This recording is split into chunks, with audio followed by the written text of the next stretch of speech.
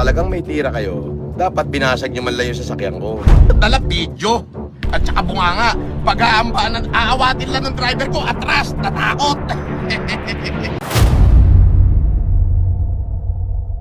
Hi everyone! Sa videong ito ay tatalakayin na naman natin ang ating idol na si Norman Inidoro, aka Francis Leo Marcos, na kinabahan ng todo at natakot dahil hinamon ito ng isang netizen ng suntukan habang pasakay sa kanyang karwahe.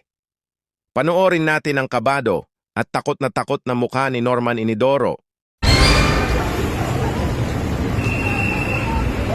Jimboy.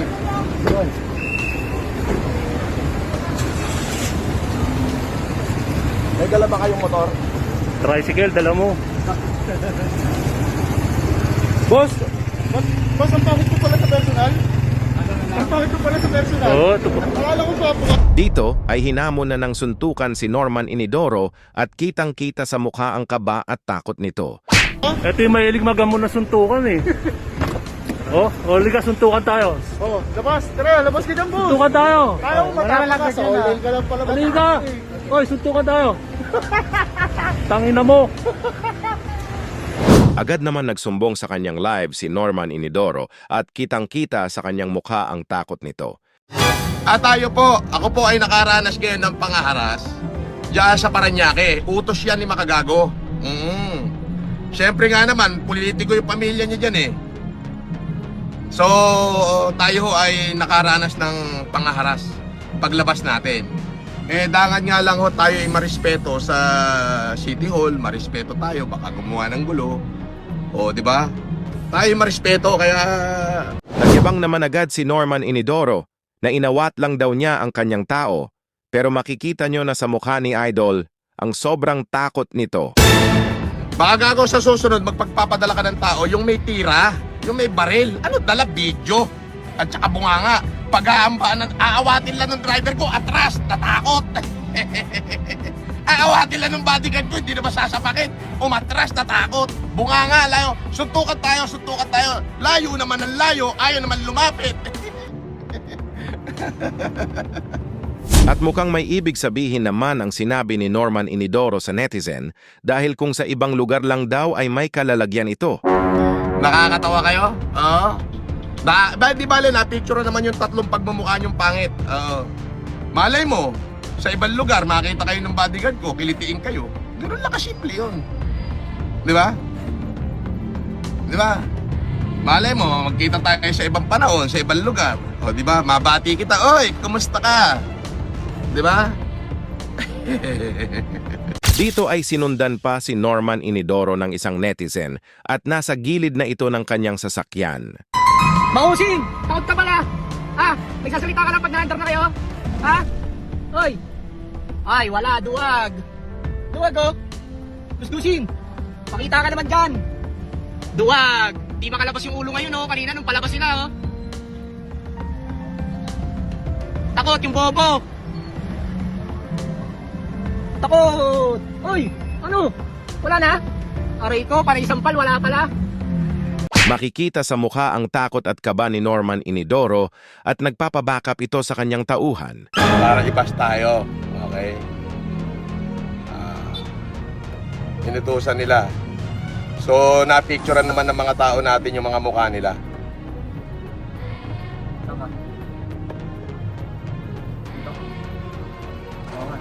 Ha? Picturean mo.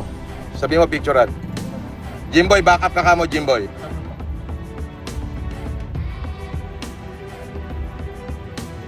Backupan mo, Jimboy. Diyan ka lang sa likod ko. Sa likod lang kayo.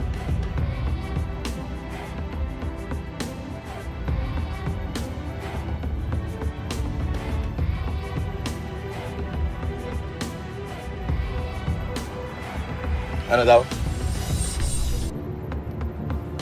Diyan ka lang sa likod, Jimboy, huwag ka lalayo. Pag dumikit, ibig sabihin, pagka halimbawa, talagang may pagtatangka na ano, pag salita, huwag niyong gagalawin. Salita lang yun.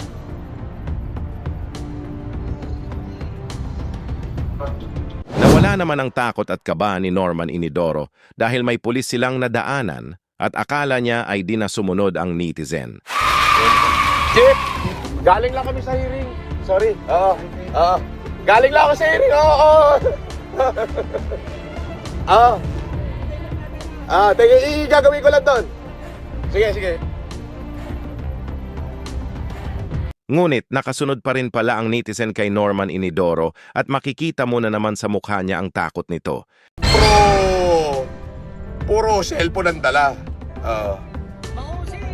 Di ba?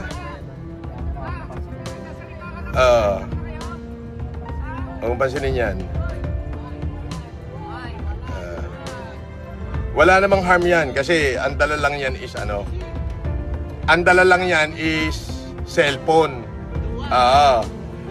Cellphone lang ang dala niyan.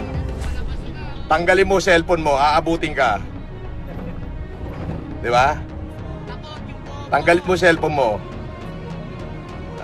Tanggalin mo cellphone mo. Di ba? Ay mga kamag-anak na yan. Wala namang bearing yan eh. Ang bearing niya puro kwento. Oh. Puro kwento ang laban. Oh. Ayan, oh. Tamo, lalayo na. Oh.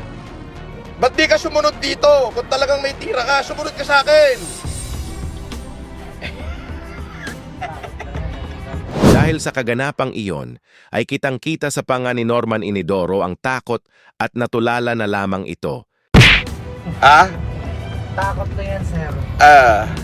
Alam niyo naman yung pag di ba umiiwas tayo sa umiiwas tayo sa kaso. Umiiwas tayo sa gulo. Kaya papansin lang yan, hayaan mo na yan sila.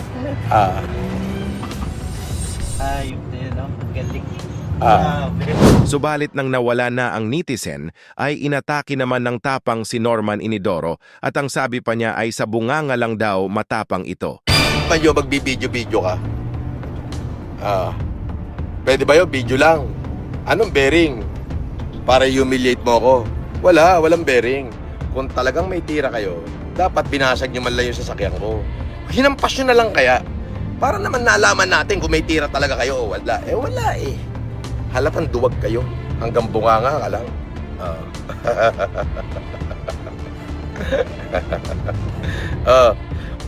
Yun na pick up. Naputi. Sumunod ka nga rito. Kung talaga matapa ka, suguri mo nga ako rito. Dito kalita.